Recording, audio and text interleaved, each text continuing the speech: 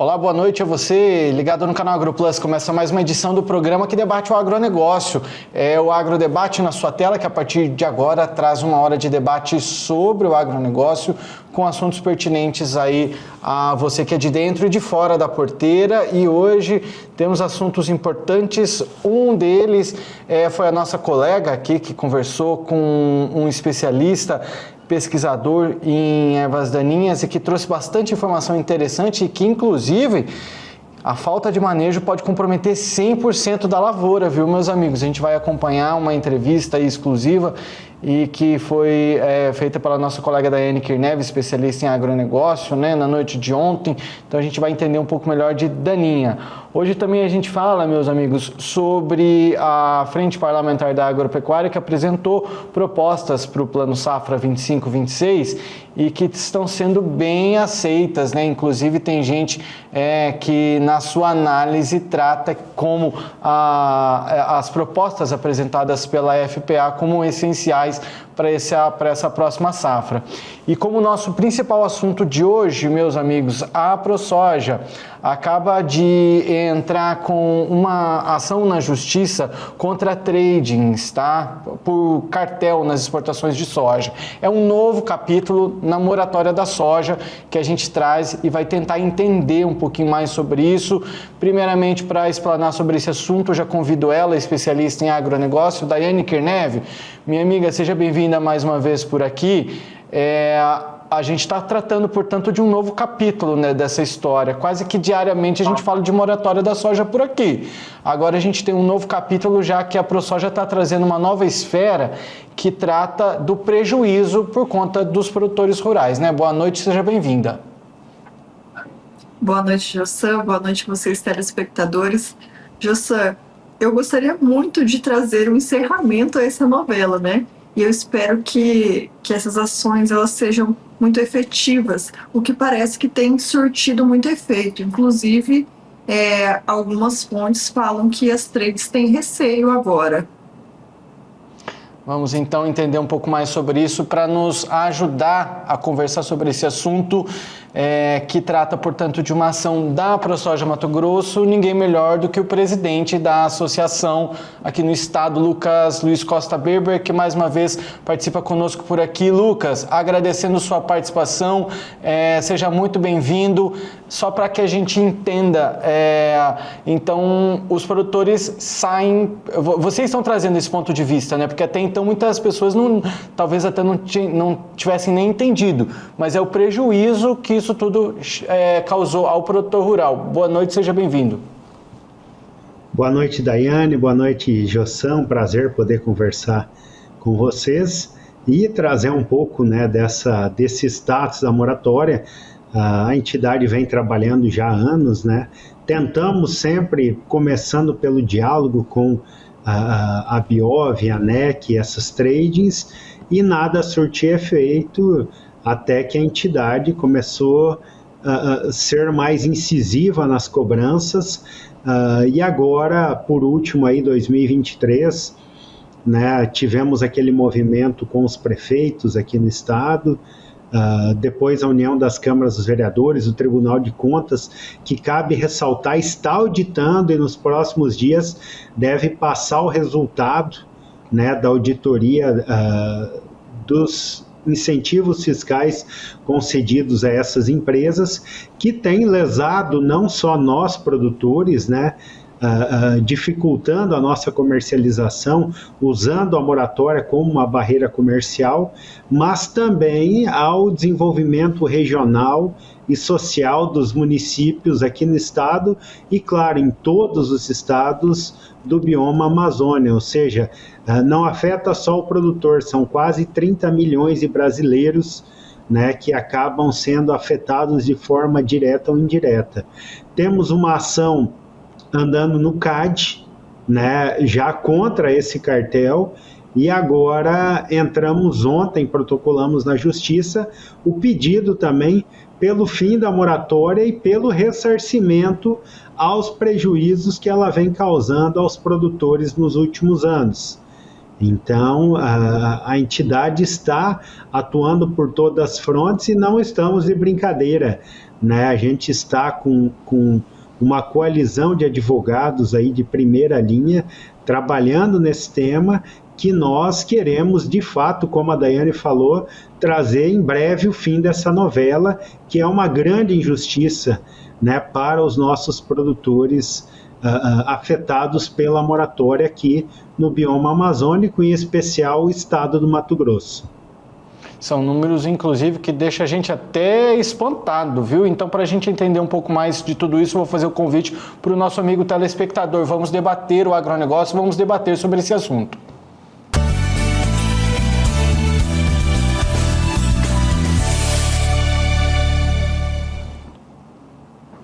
Lucas, os números da AproSoja Mato Grosso são de aproximadamente 4.200 agricultores afetados e um prejuízo de em torno de 20 bilhões de reais. São números que são bem assustadores e, como você disse logo aí na introdução, o diálogo foi tentado. Agora tem que tentar dessa maneira, porque para que o nosso telespectador entenda de que maneira que o produtor, você já fez na sua explanação inicial, já deu algumas palavras, mas de que maneira que o produtor deixa de ganhar por conta dessa moratória da soja, que é um acordo privado, né? Simples. Primeiro nós temos que considerar que essas empresas aí, são mais de 20 empresas, as maiores compradoras correspondem a 94% do mercado comprador. Ou seja, o produtor não consegue comercializar para elas. Lá no passado, quando teve o acordo, que nós temos sempre que abrir um parênteses, a classe produtora nunca foi convidada para participar do debate do acordo da moratória. Eles tinham determinado que seria, de certo modo, correspondente à área desmatada, e lembrando sempre a palavra, independente de ilegal ou legal, então áreas desmatadas legalmente após agosto de 2008 eles não comprariam. Então o que acontece hoje?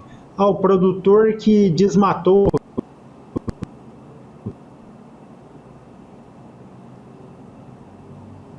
sei lá, próximo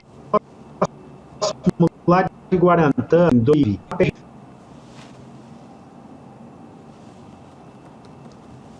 Travando, Lucas, né? Vamos tentar resolver. Ele estava trazendo uma explanação bem boa, né? Assim que tiver regularizado, o Paulo vai trazer ele de volta. Mas, Daiane, são dados que, como a gente estava falando, são de impressionar, né? 4.200 agricultores, Lucas estava falando de Guarantã do Norte, e é uma perda aproximada de 20 bilhões de reais, Daiane. Jussa, muito importante esses dados que o Lucas trouxe aqui para a gente, porque se tratam de 4.200 só do estado de Mato Grosso. Então, você imagine a repercussão negativa que isso tem trazido a esses produtores, à economia do estado e também do país, né? Porque a moratória da soja tem se estendido esse impacto a outras regiões também.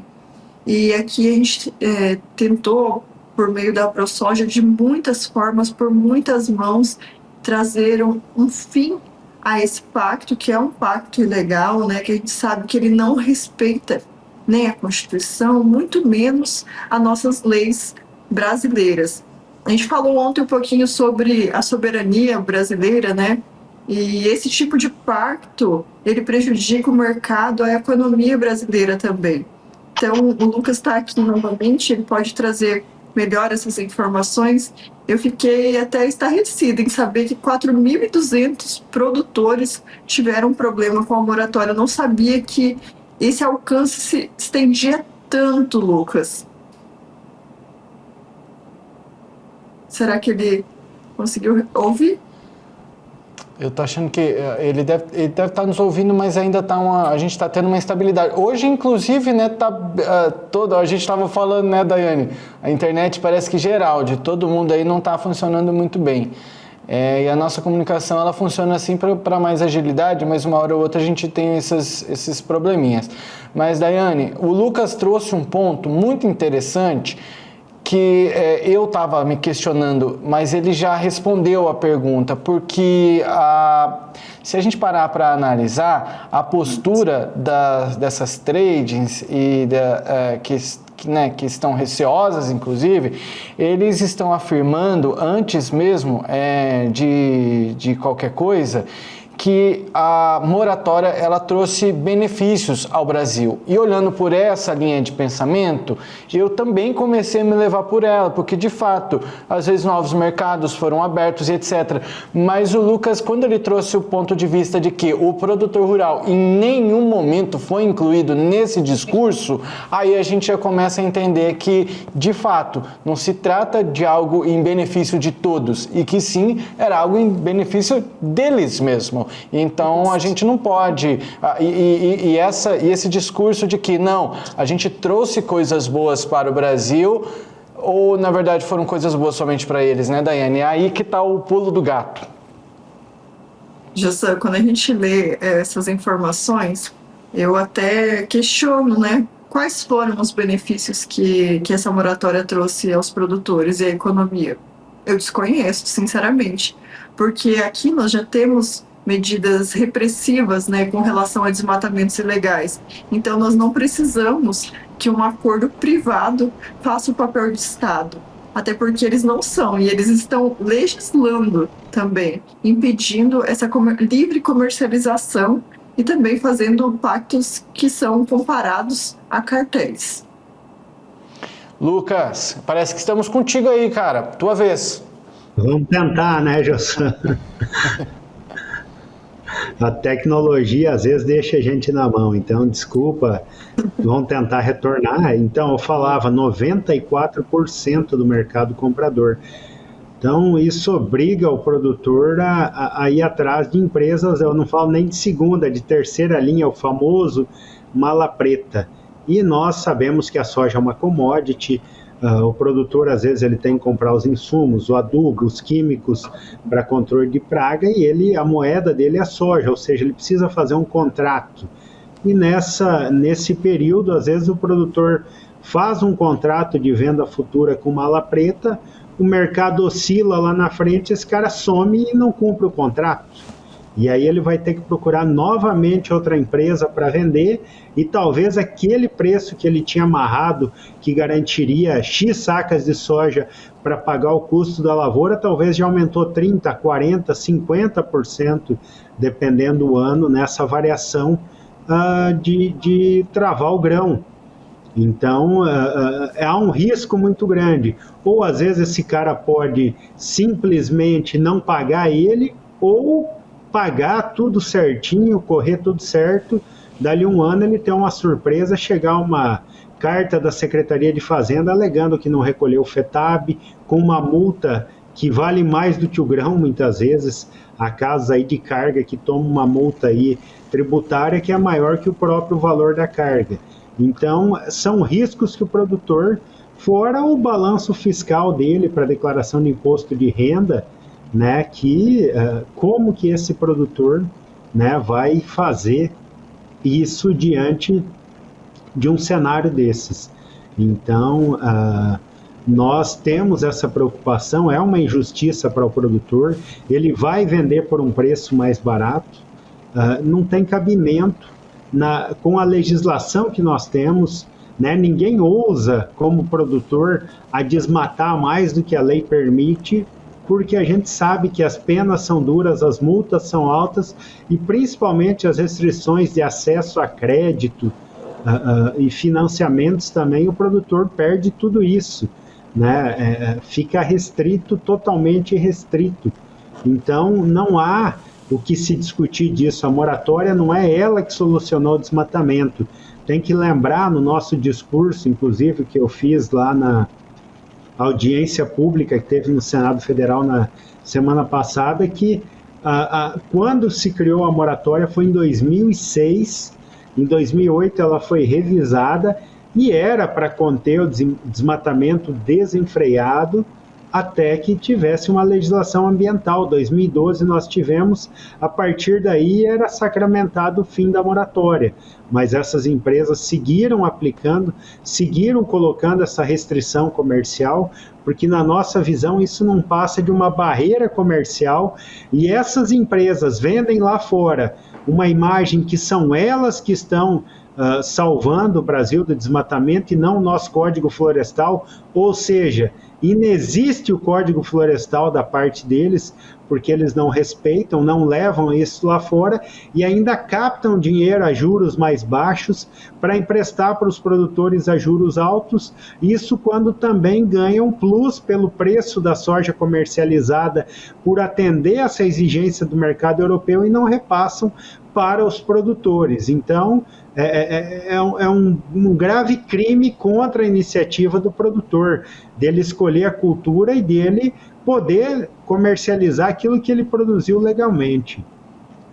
Lucas, você acabou de trazer o que eu estava querendo, que era um esqueleto disso tudo. Porque quando a gente começa a interpretar, eu estava até falando, eu não sei se você chegou a nos ouvir, eu falei com a Daiane, as tradings, elas afirmam que elas trouxeram desenvolvimento para o Brasil. Mas só que fazendo essa análise toda, depois principalmente do que você nos falou logo no início, que os produtores rurais sempre foram deixados de lado. Então, o que a gente começa a entender, a moldar esse esqueleto todo desse que parece mais um esquema?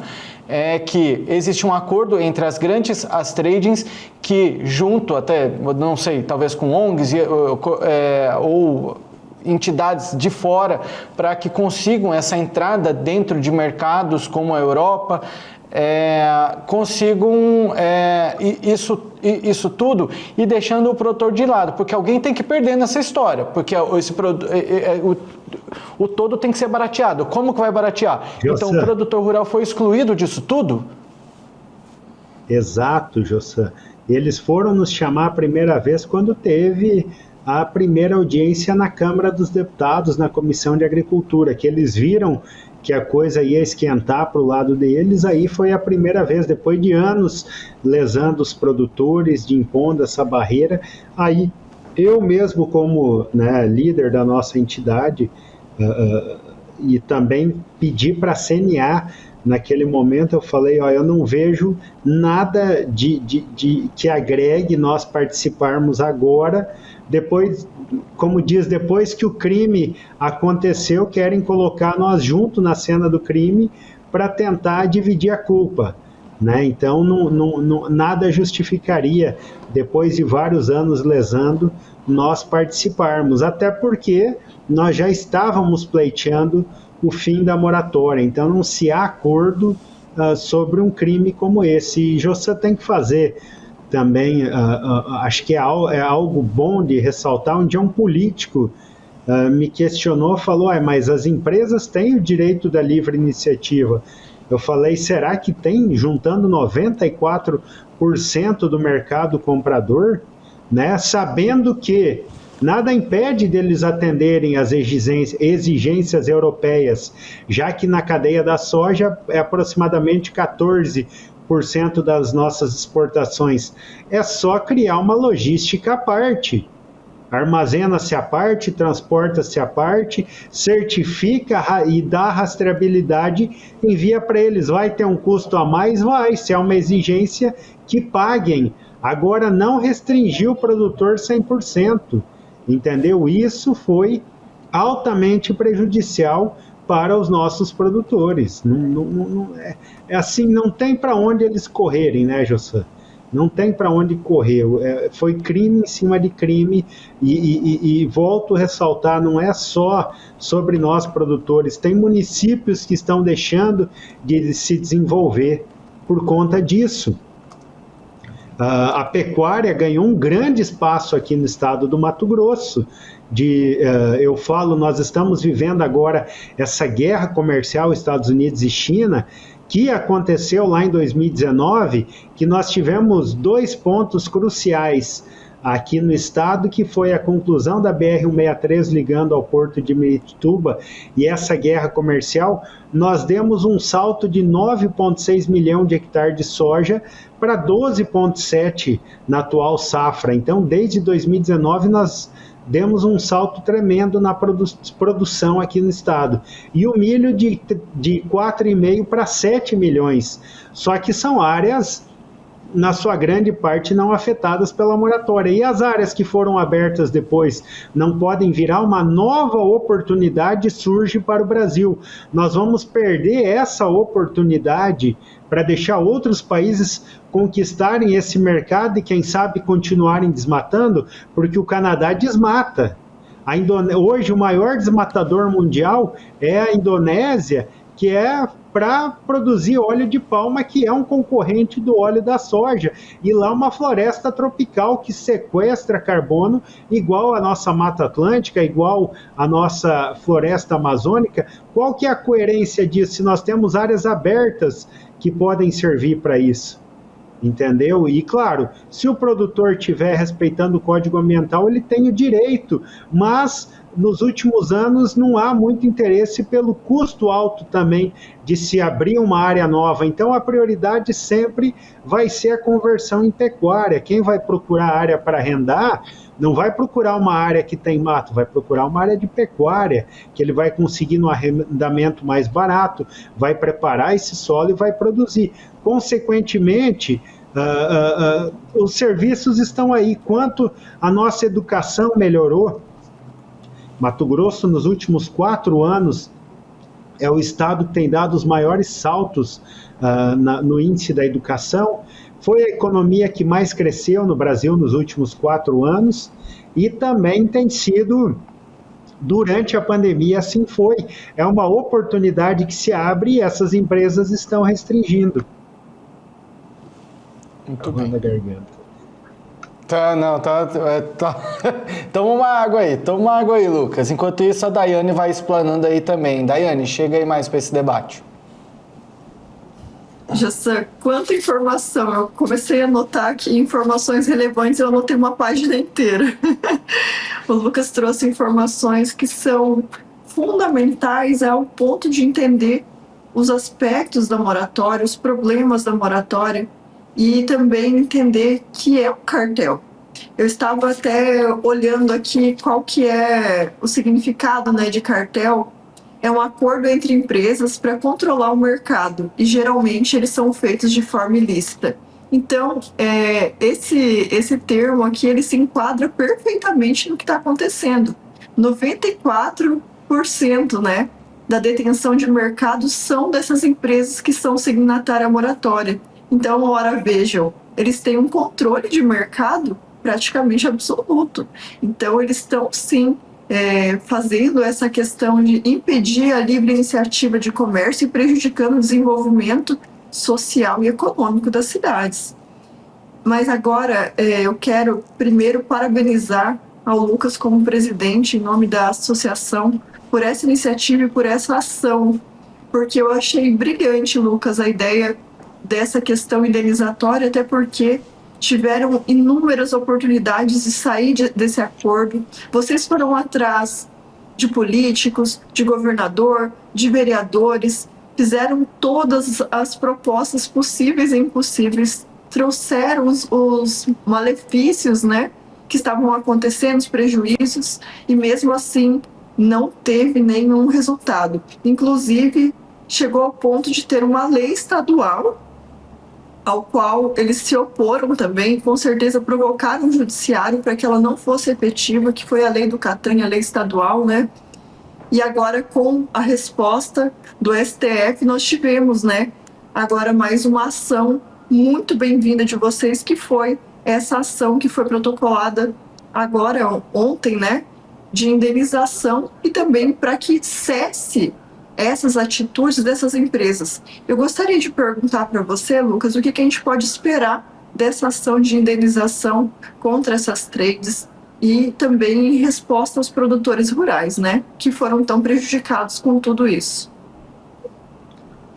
Olha, a ProSoja, como eu falei, né, Daiane, nós não entramos para brincar, nós temos uma banca preparada, foi tudo estudado, nós viemos há 1 ano e meio estudando essa ação antes de protocolar o pedido dela, discutindo. Então, nós vamos simplesmente tentar extrair o máximo, né, dessa limonada, desse limão, tentar fazer a melhor limonada possível desse limão que arrumaram para nós.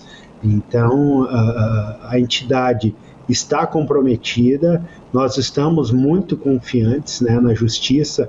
Nós tivemos aí essa semana a decisão do ministro Flávio Dino também, né, reconhecendo, né, dando validade à vigência do artigo 2º da lei estadual que trata dos incentivos fiscais, porque as nossas alegações são pura e simples. Essas empresas falar que elas trouxeram desenvolvimento, elas vieram atrás daquilo que dá lucro para elas. Elas exportam, elas processam. Se elas não viessem, outras iriam aqui ocupar o lugar. Inclusive, algumas empresas pequenas hoje têm dificuldade de competir porque elas que dominam os terminais portuários e tudo, então é difícil concorrer com elas.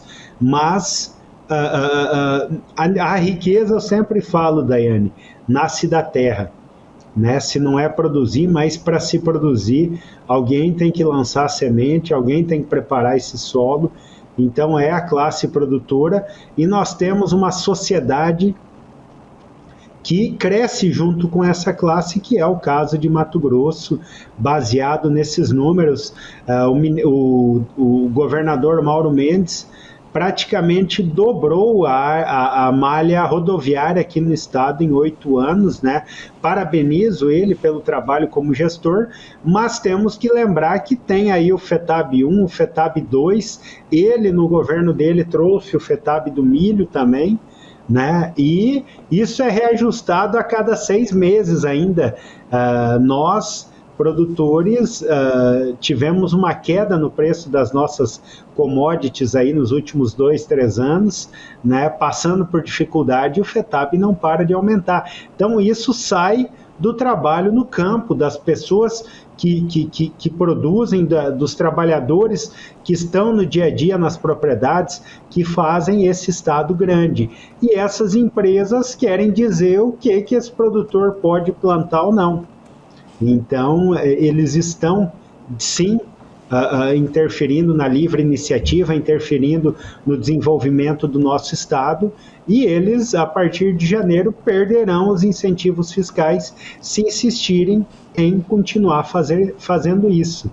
E se estiver ruim, eles podem, né, passar, que eu tenho certeza que tem um monte de empresa da China querendo conquistar o lugar deles, que comprariam rapidamente os terminais portuários deles, os armazéns, para levar a soja para a China e outras partes da Ásia. Lucas, eu quero aproveitar a oportunidade de te agradecer e te parabenizar, que você está sendo um líder muito sábio. Deus continue concedendo muita sabedoria para você conseguir travar e lutar essas batalhas, porque eu sei que não são fáceis. A gente sabe da ponta do iceberg, mas ele é muito maior do que isso, né? Então, parabéns por essa missão, pela ProSoja. Eu tenho muito orgulho em fazer parte, em saber que tem pessoas que estão lutando verdadeiramente por essa causa. Obrigado, Daiane, obrigado, Jossan, e estamos aí, né, sempre disponível a conversar com vocês, trazer um pouco disso, e obrigado também por darem essa oportunidade de poder conversar com o público, de fazer, né, não só o produtor, mas a sociedade, de fato, entender o que é a nossa luta e o quanto isso interfere na vida de todos nós. Lucas, a gente só tem a agradecer, a gente sabe da tua agenda corrida e que arrumou um tempo aí para nós, sabemos dos demais compromissos, então temos a agradecer por esse debate conosco aqui no Agrodebate, desejar, como a Daiane, muito mais sabedoria, que vocês tenham sempre essa força para continuar aí lutando e lutando. Parabéns, o trabalho está excelente, estão no caminho certo.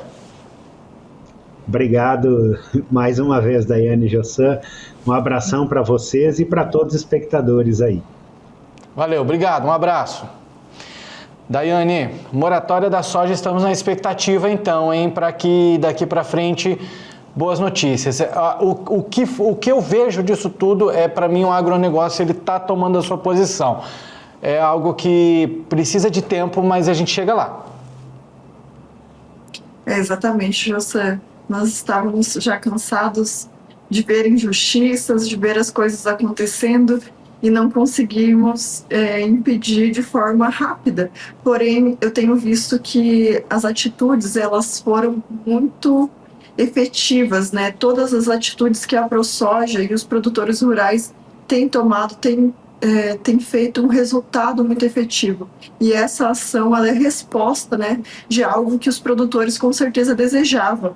Não só um encerramento, quanto uma punição, eu posso usar esse termo, com relação a toda essa arbitrariedade que foram feitas com eles. Muito bem, falou muito bem, inclusive. No próximo bloco, Daiane, vamos falar, eu quero ouvir tua opinião, eu estou muito curioso para ouvir tua opinião. A FPA apresentou propostas para o Plano Safra 25-26. A bancada propôs aí um aporte de 25 bilhões para equalizar juros, defende a criação do plano plurianual inspirado na Farm Bill dos Estados Unidos.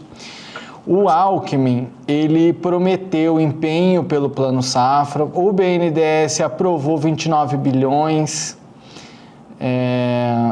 e inclusive reforçou aí a presença, inclusive, do banco. Eu quero ouvir, a gente já discutiu muito sobre o Plano Safra por aqui e a gente falava de valores muito diferentes disso aqui.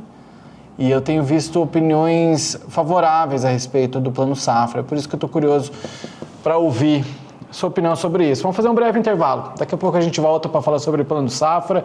E tem também ainda hoje manejo inteligente contra daninhas. Já pensou não fazer manejo e perder 100% da sua produção, da sua lavoura? Absurdo, não dá nem para pensar uma coisa dessa. Falamos sobre essas informações ainda hoje no próximo bloco FPA. A gente volta já.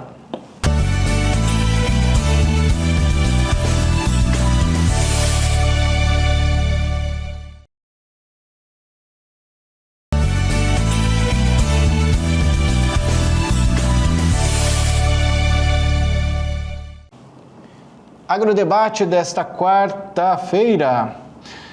Estava conferindo se hoje é quarta, véspera de feriado, né? Amanhã, dia 1º, dia do trabalhador, dia do suinocultor também, tem festa por muitos lugares, principalmente nos locais do agronegócio, né? Amanhã, na cidade de Itapurá, no estado de Mato Grosso, tem festa do leitão no rolete, a maior festa gastronômica da região centro-oeste do país. Olha só que peso, uma festa aí que espera mais de 7 mil pessoas para comerem aproximadamente 196 leitões assados ao mesmo tempo. Rapaz, não é para muitos, hein? É para poucos. Vamos continuar então o debate no bloco anterior, na verdade. Eu falei que a gente vai falar sobre Plano Safra e vamos cumprir com a promessa, porque eu estou curioso. Eu vou, junto com a Daiane, já convido ela para fazer parte aqui mais uma vez, minha amiga e especialista em agronegócios. Daiane, a notícia é que a Frente Parlamentar da Agropecuária ela apresentou propostas para o Plano Safra 25-26. Vamos lá o que foi tratado. A gente está falando de um aporte de 25 bilhões para equalizar juros e a criação do plano plurianual inspirado na Farm Bill dos Estados Unidos. A Farm Bill, né, ela é uma espécie de plano safra americano, né, que investe na produção, né, tentando fazer uma comparação com o Brasil, acho que é o que mais se aproxima, né, do que seria. E traduzindo farm fazenda e bill são contas, né? As contas as contas fazendárias, mais ou menos aí, então. O Plano Safra, a gente sabe que enfrenta desafios como a falta de recursos, burocracia e vulnerabilidade ao orçamento público. E para a próxima safra, a estimativa é que o crédito necessário à agropecuária seja de 1,3 trilhões de reais, sendo que 599 bilhões via Plano Safra. Entre as principais demandas, Daiane, da bancada, está o aporte de 25 bilhões para equalização de juros, além da destinação de pelo menos 1% do valor total do plano, que seria 5,99 bilhões, quase arredondando aí 6 bilhões, né, para subvenção ao seguro rural. A intenção é garantir previsibilidade e evitar interrupções no crédito, né, como a gente já viu por aí, ocorrido em fevereiro, inclusive, né. O que a gente espera disso, Daiane? Porque, assim, a gente sabe que houve aí, portanto, um corte, né, por conta da demora para aprovação da lei orçamentária anual. Agora a gente já teve a votação dela e a aprovação, inclusive. O que a gente deve esperar, na sua opinião aqui, e como que deve ser essa safra 25, 26, se tratando aí desses créditos? Será que a gente deve ter uma tranquilidade para o produtor rural ou deve ser um ano turbulento, na tua opinião? Bem, Gustavo, vamos começar falando sobre o Plano Safra, que foi o desse ano, que foi um desastre. Porque haja vista não ter um Plano Safra na época que precisa ser feito o Plano Safra, que é na época da aquisição de produtos para o plantio. Então, nessa época, não tinha Plano Safra disponível. Nós não tínhamos recurso bancário. Então, houve um atraso nesse plano e depois ele veio tardio e com juros muito altos. Além dos juros altos, porque hoje até junho nós temos a taxa Selic de 15%, os juros aumentaram significativamente. Então, a gente teve um problema muito grave. E esse problema, ele gerou inúmeros impactos na cadeia produtiva. Tanto é que nós noticiamos aqui alguns dias atrás que alguns produtores não saberiam de onde que retirariam recursos. Porque, além do atraso do Plano Safra, nós tivemos uma situação em que a burocracia, quando esses recursos vieram, eles ficaram muito mais difíceis de serem liberados, mais burocráticos e também mais caros. Então, o que nós esperamos desse próximo Plano Safra?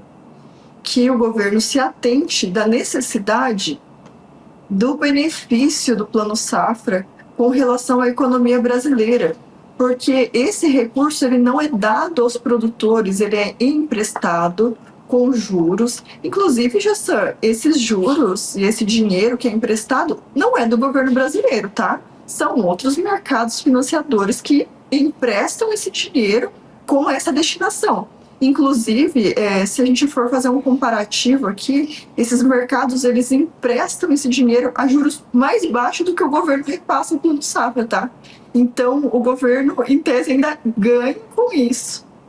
E a gente vê que isso ainda traz um retorno muito grande para o governo, porque o Plano Safra ele está financiando a produtividade, produção agropecuária e agrícola que mais paga imposto, que mais traz esse retorno econômico para as cidades, para os municípios, né? Porque a gente sabe que as cidades que têm agricultura, agropecuária, elas desenvolvem muito mais. Elas trazem serviço, elas trazem giro de economia nos locais.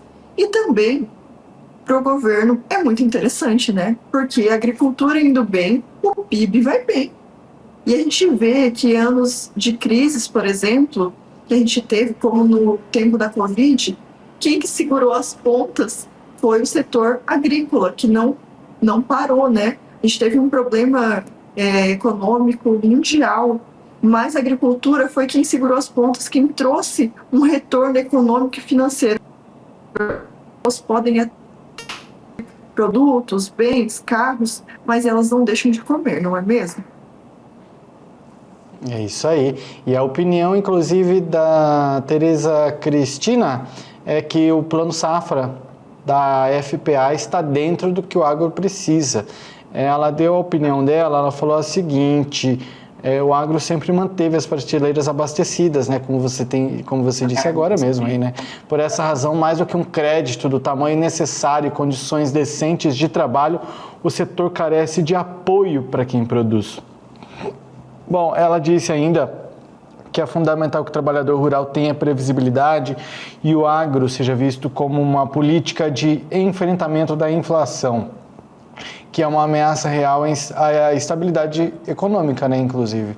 Bom, segundo Tereza, diante do que é ofertado para o setor nos últimos anos, não se pode acusar o agro brasileiro de viver às custas de qualquer governo. Para ela, os subsídios para a agricultura brasileira são mínimos. Vamos fechar esse assunto, Daiane? Jossa, a gente só quer fazer uma análise aqui. Eu achei interessante os números que você trouxe, que hoje o crédito necessário à agropecuária é de 1,3 trilhões de reais. É um valor muito alto. E sobre esse crédito, o que é para o plano de safra, o que estima-se é que ele traga um aporte de 599 bilhões, ou seja, não é nem metade do necessário. Então, existem ainda muitos recursos que são via particular, né, o investimento próprio. Então, a gente vê que ainda não é o valor total necessário, ele está ainda abaixo, mas é uma proposta que já consegue fazer algo pela nossa produção, né, pelo produtor rural, trazer esse incentivo também via subsídio, principalmente do seguro rural, que hoje é muito caro e acaba ficando inviável em muitas situações. O que eu tenho, fazendo uma visão disso tudo, a minha visão é que o produtor rural ele tem lutado cada vez mais para depender menos de políticas públicas, de depender do governo federal, porque ele sabe que ele não tem aonde se ancorar, aonde se escorar. Ele tem que trabalhar e lutar por si. Então, muitas vezes, hoje, o que tem sido feito é o produtor rural tentando, junto às suas entidades, ou até mesmo dentro da sua própria propriedade, junto à família, juntando todos para economizar o máximo que for, para que no ano que vem, na próxima safra, na safra, não seja necessário um financiamento, algo nesse sentido, para que não fique dependendo de migalhas, como você bem explicou, que o dinheiro não é dado, é emprestado e a juros. Então, não faz sentido. Daiane, vamos para um breve intervalo comercial, já que no próximo bloco a gente tem o nosso último assunto de hoje, que é uma pauta sua, manejo inteligente contra daninhas. Já pensou perder 100% da lavoura? É um absurdo, né?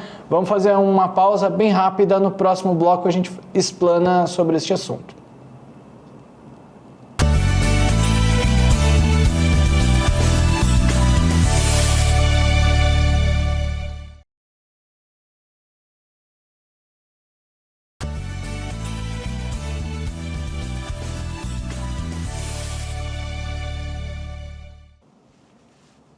De volta com o agrodebate desta quarta-feira, véspera de feriado, vamos falar sobre erva daninha, que é aquela graminha que cresce aí na tua casa, aquele matinho. Às vezes a gente sabe do que a gente está falando, e para a gente entender melhor, tem até um especialista, um pesquisador que falou sobre isso. Né, Daiane? Chega por aqui porque você conversou com alguém que inclusive trouxe dados do tipo de perder 100% da produção. Tem cabimento uma coisa dessa?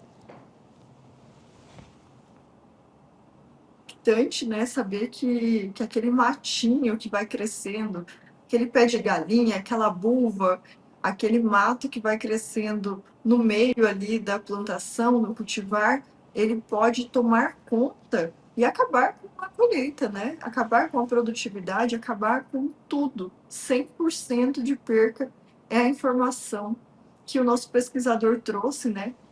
Ontem nós conversamos num evento com o Altieres, que ele é pesquisador sobre daninha, ele também é consultor, e ele fala sobre o problema em não fazer um efetivo planejamento e um cuidado.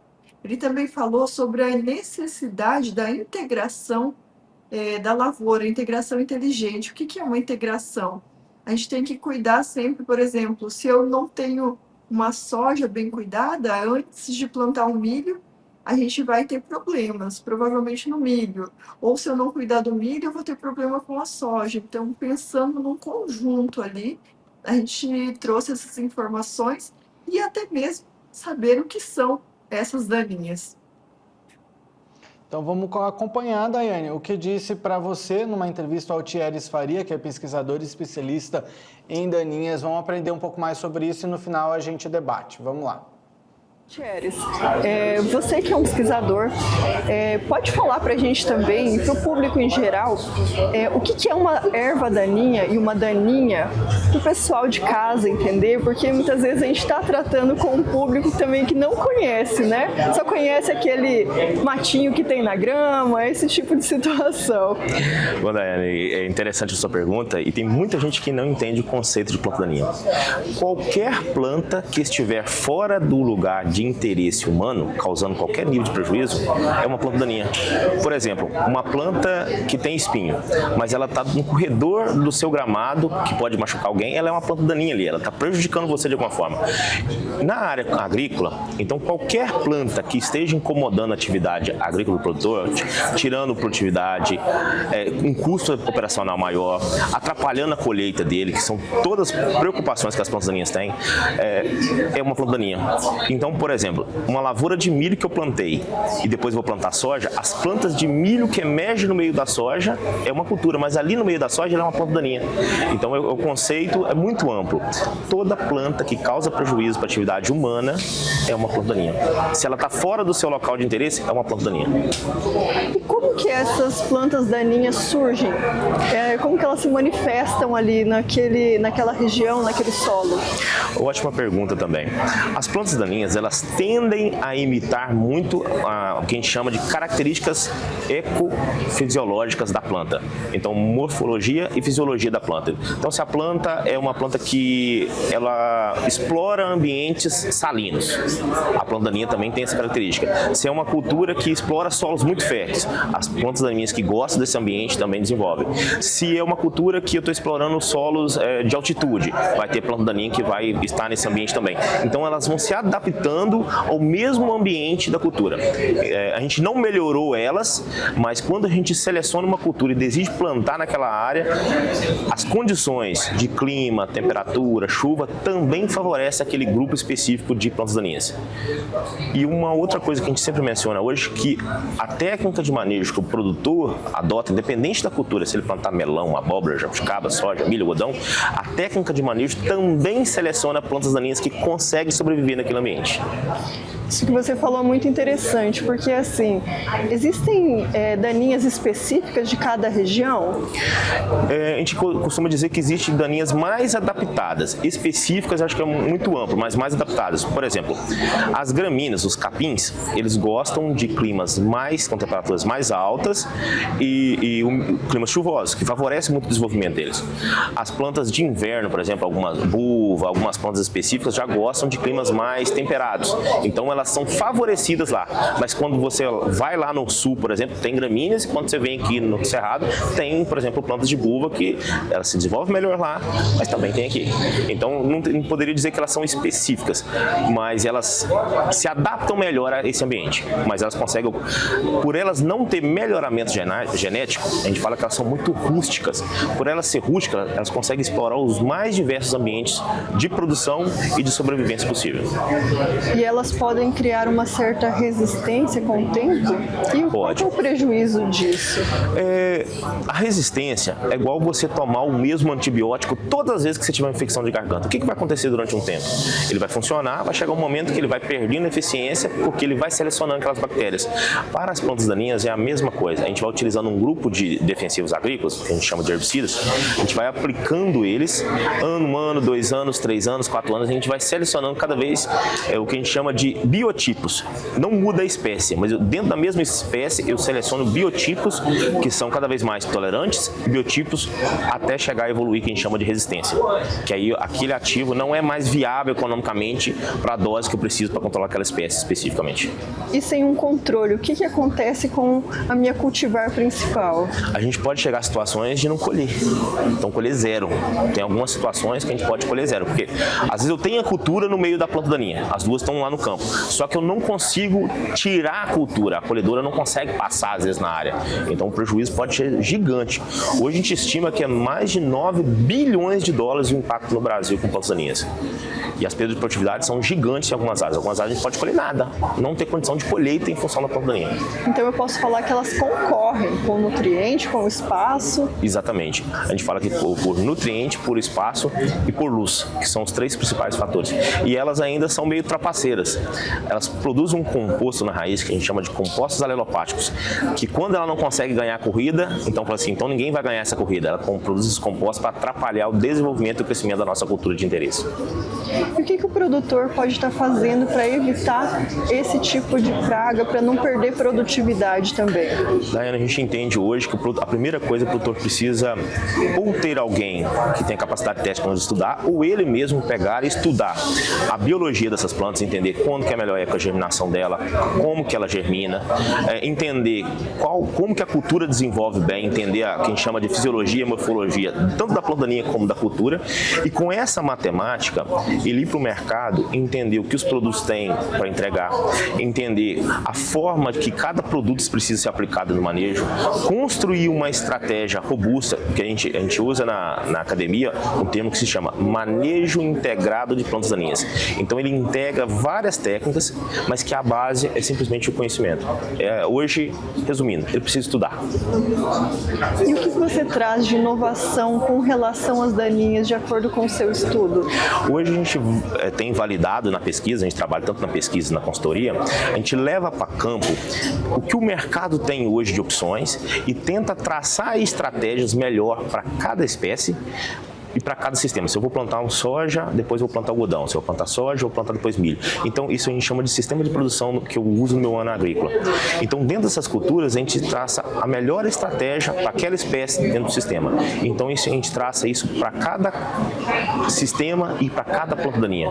Então, a gente testa, vê aquilo que não fica bom, até para cruzar a informação para o produtor, e testa também aquilo que fica bom para levar a informação para ele. A gente economiza, a pesquisa hoje existe para economizar o tempo do produtor e economizar o dinheiro do produtor, porque ele evita de perder até descobrir. A gente coloca em escala menor, a gente replica, testa em várias situações e já traz a informação um pouco mais mastigada para ele.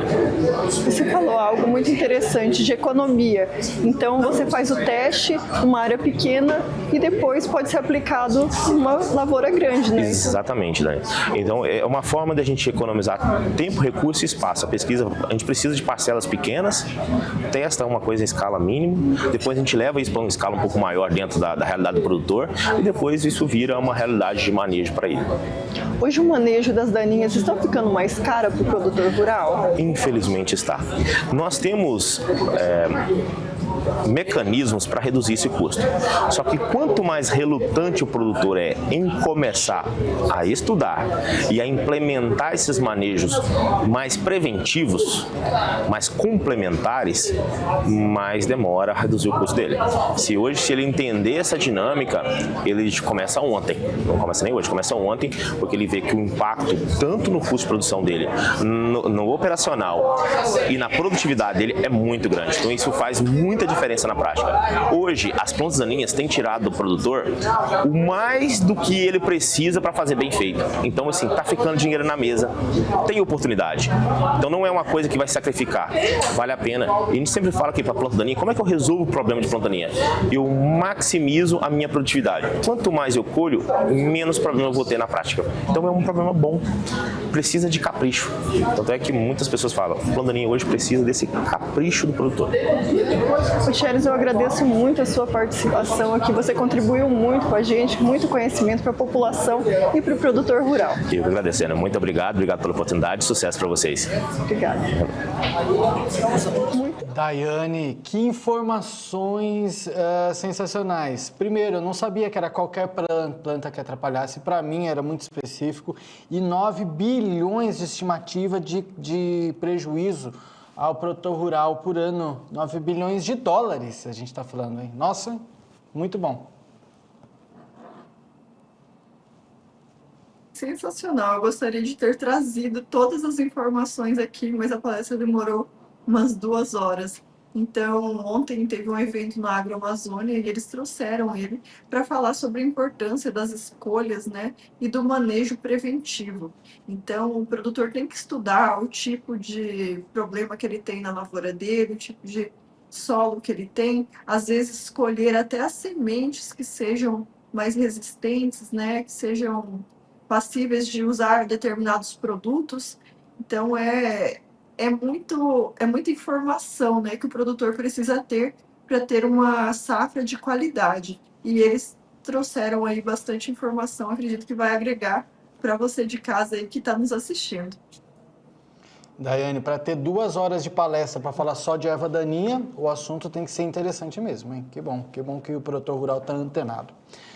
O nosso programa de hoje está acabando, Daiane, agradecendo sua participação. E amanhã, infelizmente, você não estará conosco. E é um dia especial amanhã, para você, hein? Está de aniversário. Já vou desejar, então, os parabéns antecipados aqui, ó. Que você tenha um aniversário repleto de alegrias e que esse novo ano que começa para você aí venha com muitas realizações pessoais e todas elas que sejam aí que você tem na sua cabecinha e que Deus continue abençoando sua vida, sua carreira, viu? Amém, Gilson. Muito obrigada pelo carinho, pela parabenização. Agradeço a você sempre pela oportunidade de estarmos aqui debatendo o agronegócio e confiando em mim sempre, né, em trazer as informações também. Muito obrigada, Deus te abençoe. Muito obrigada a você, telespectador, que nos assiste. Eu deixo um abraço aqui. Amanhã não estarei, pegarei meu dia de folga para comemorar meu aniversário.